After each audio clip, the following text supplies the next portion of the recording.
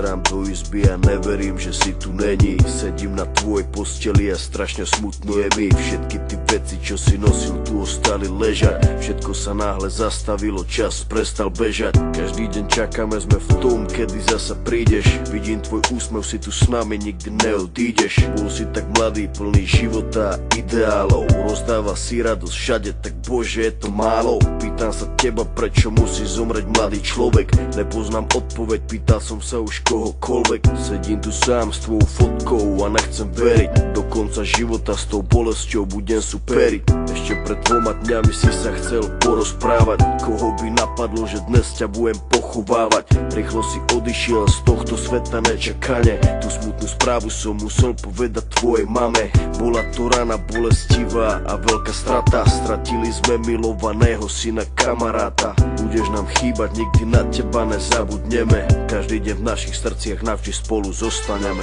Odišiel mladý človek, prečo to tak musí byť?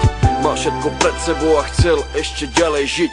Chcel byť tu medzi nami, užívať si tento svet. Vyhasol mladý život, zrazu je to všetko preč. Dúfam, že si už nevy, pozerá sa na nás hora. Navždy ťa milujeme, odkazujeme ti z dola. Budeš žiť v našich srdciach dovtedy, kým tu budeme. Počkaj tam na nás hore, určite sa raz stretneme. Všetky tie okamihy zmizli zo sveta, ďalšia obeta. Vidím to všetko, tak jasne si to pamätám. Stáli sme tam a všetci sme sa smáli. Smal si sa s nami, aj tvoj malý syn tam tedy dobehol za nami. Na pódium zaspíval davami. Videl som dačo, jak úsmev na tvojej tvári. Nikto z nás si neuvedomil, jak sme tam tak stáli, že keď som ti podal ruku, podal som ju naposledy. Môj brat stratil sestru za týždeň, mala mať 16. Vidím bolesť v jeho očách, vždy keď sa postaví pred nás. Vidím, že by jej dal všetko, no musí stačiť kvet. Vidím, že by dal svoj život, aby ju vrátil späť. Ľudia sa milujú a spravia pre seba hocičo. Najhoršie je, keď už nejde spraviť nič a bolí. To sú to tí veci, ktoré nikdy neprestanú boleť.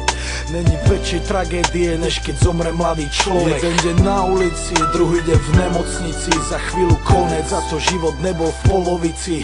Kvôli duši mladej ľudia stracajú nádej. Ľudia stracajú sami seba, ale musia ísť ďalej. Chcem zapáliť sviečku pre všetkých mojich ľudí, ktorých nikdy nenahradia žiadny